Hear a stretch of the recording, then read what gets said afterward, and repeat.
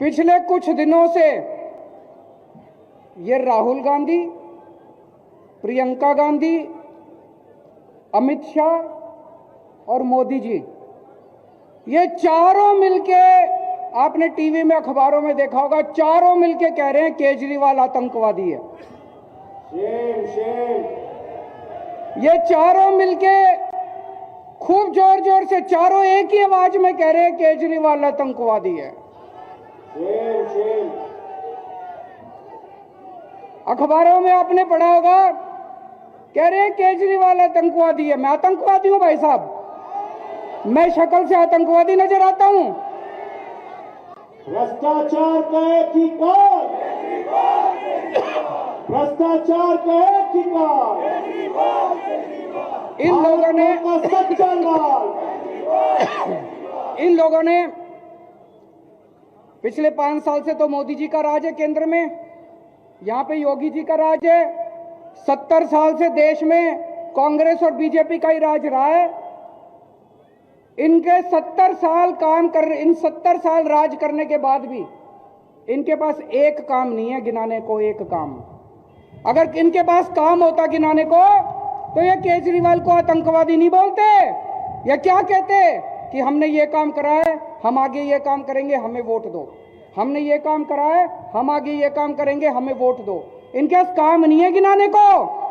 5 साल में, 7 साल में मोदी जी ने एक काम नहीं करा केंद्र सरकार में, योगी जी ने एक काम नहीं करा उत्तर प्रदेश में, कांग्रेस वालों ने एक काम नहीं करा 70 साल में। अब इनको वोट मांगने के लिए क्या कहना पड़ रहा है?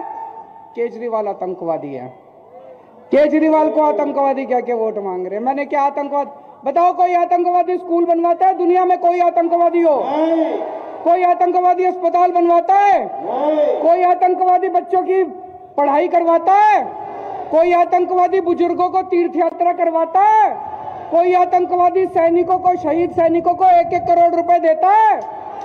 कह रहे केजरीवाल आतंकवादी है। मैंने इनसे पूछा, मैंने कहा जी मैंने क्या आतंकवाद कर दिया?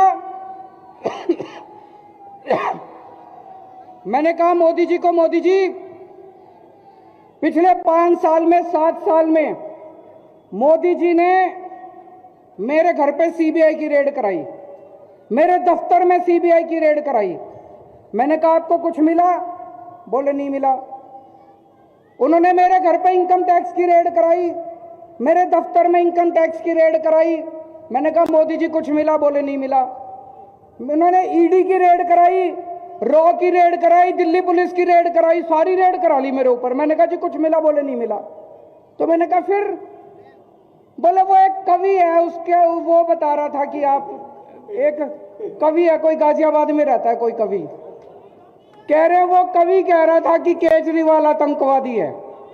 उसके सपने में आया था, उसके सपने में आया था कि 7 साल पहले मैं उस कवि को ये वो बच्चे समझ गए। वो कहते जी उस कवि के सपने में आया था कि 7 साल पहले मैं उस कवि को कह रहा था कि मैं भारत के 2 टुकड़े कर दूंगा और 1 टुकड़े का प्रधानमंत्री मैं बन जाऊंगा।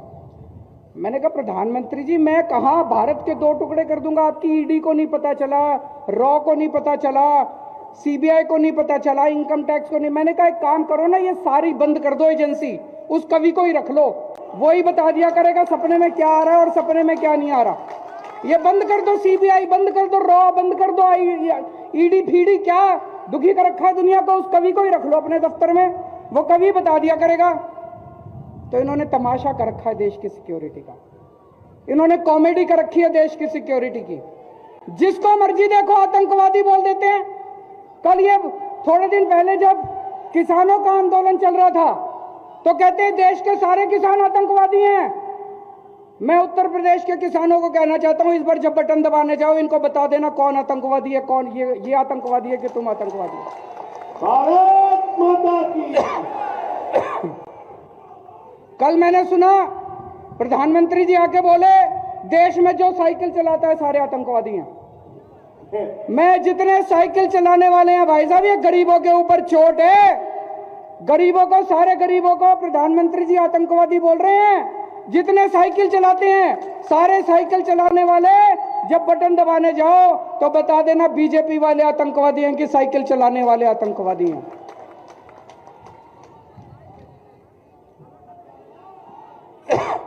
मैं बताता हूं मामला क्या है। आतंकवादी दो तरह के होते हैं। एक वो आतंकवादी होता है जो जनता को डराता है, और एक वो आतंकवादी होता है जो भ्रष्टाचारियों को डराता है। भ्रष्टाचार का ठिकाना। केजरीवाल वो आतंकवादी है जो भ्रष्टाचारियों को डराता है। वो शोले पिक्चर में डायलॉग है ना, जब 100 मील तक बच्चा भ्रष्टाचार करता है तो मां कहती है बेटा सो जा, नहीं तो केजरीवाल आ जाएगा।